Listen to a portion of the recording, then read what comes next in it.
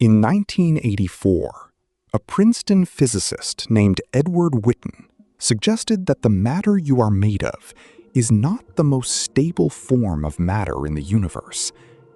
His paper proposed that somewhere lower in energy, accessible only under extreme conditions, sits a substance that would convert ordinary atoms into more of itself on contact. He called it strange matter. To understand why the idea was taken seriously, you have to start with what an atom actually is. The nucleus of an atom is built from protons and neutrons. Each of those particles is itself built from three smaller particles called quarks, two flavors in ordinary matter called up and down. Quarks are normally confined. The strong nuclear force binds them in trios. You cannot, under normal conditions, pull a quark out of a proton. But there are 6 known flavors of quark: up, down, strange, charm, bottom, top. The strange quark is the third lightest, slightly heavier than the down quark, but light enough that it is produced routinely in particle accelerators.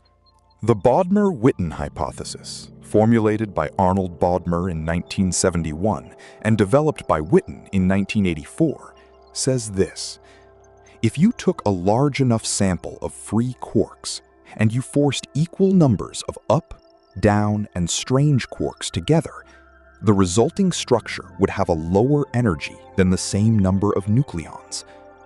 In physics, lower energy means more stable, always. If true, this would mean that the matter you are made of, every proton and neutron in your body, every atom on Earth, is sitting in a metastable state, not the ground state, just one that has nowhere to fall because converting requires extreme conditions to start. The natural place to look for those conditions is inside a neutron star.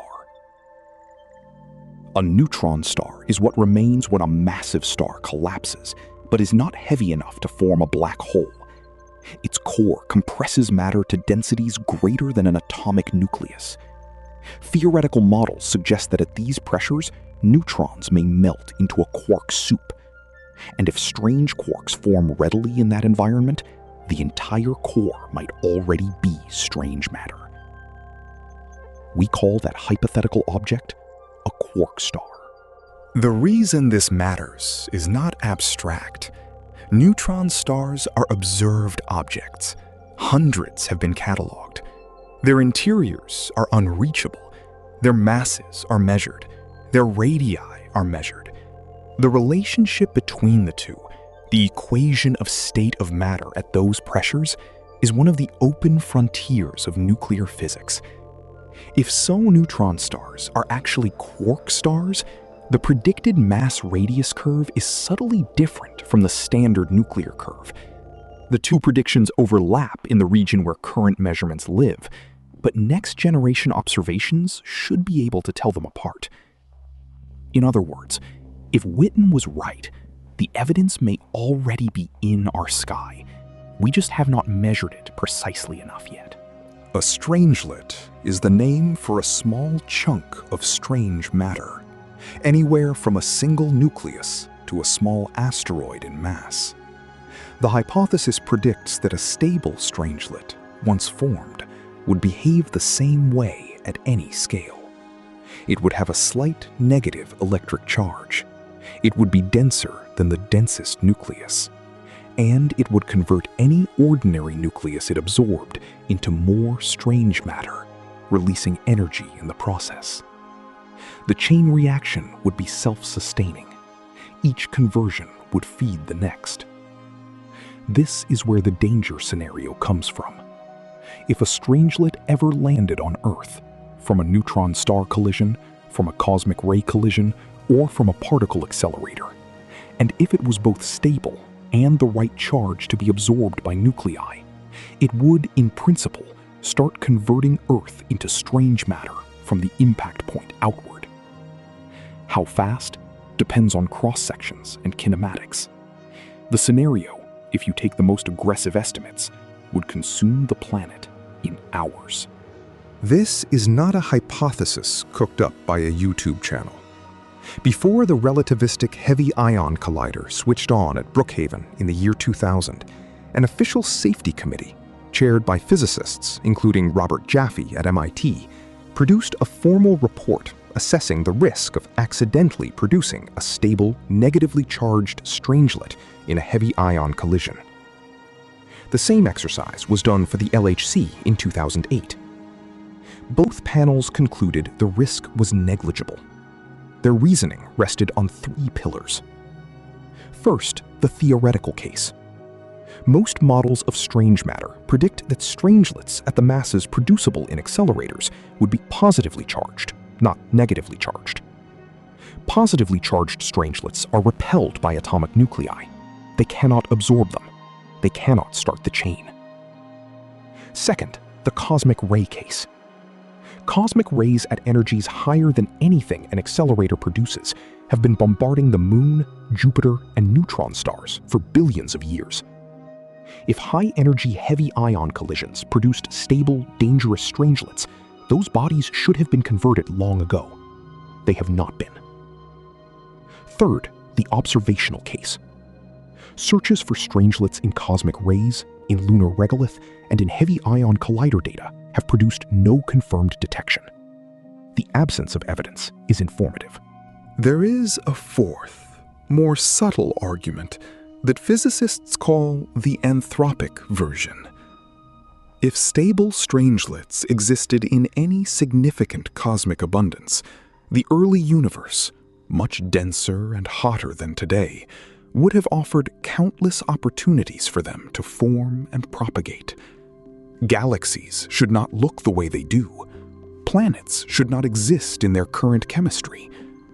The fact that everything around us is still ordinary matter 14 billion years after the Big Bang is itself a probabilistic constraint on the strangelet density.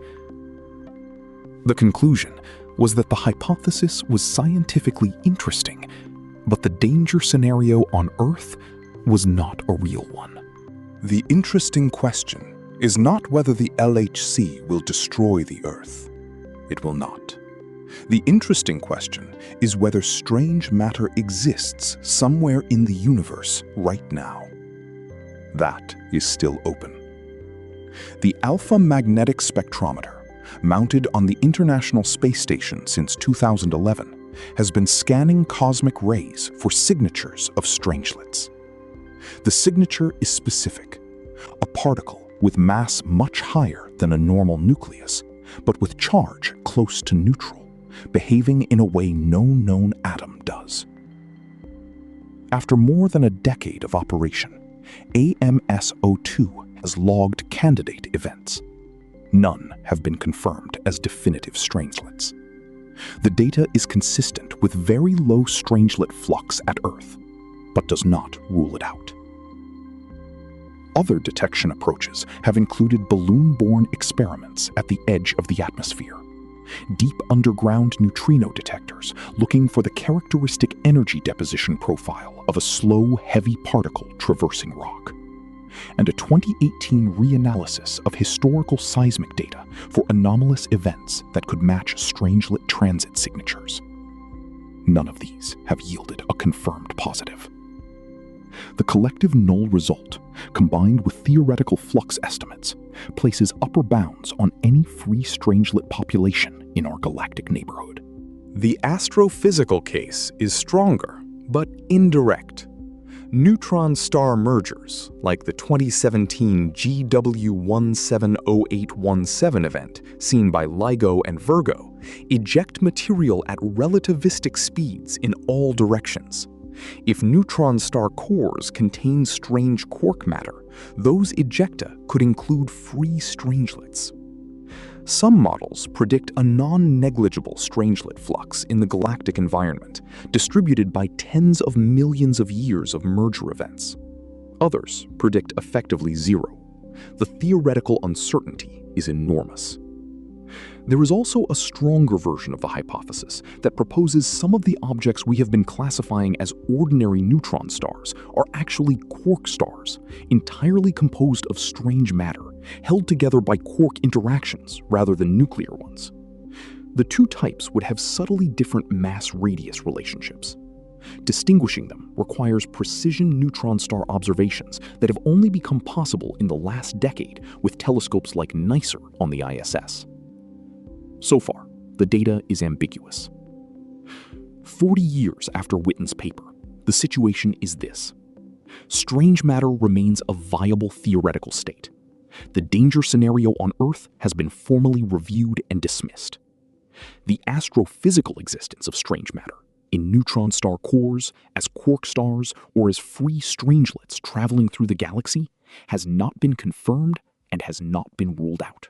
The thing physicists are still arguing about is not whether the LHC will turn the planet into a marble.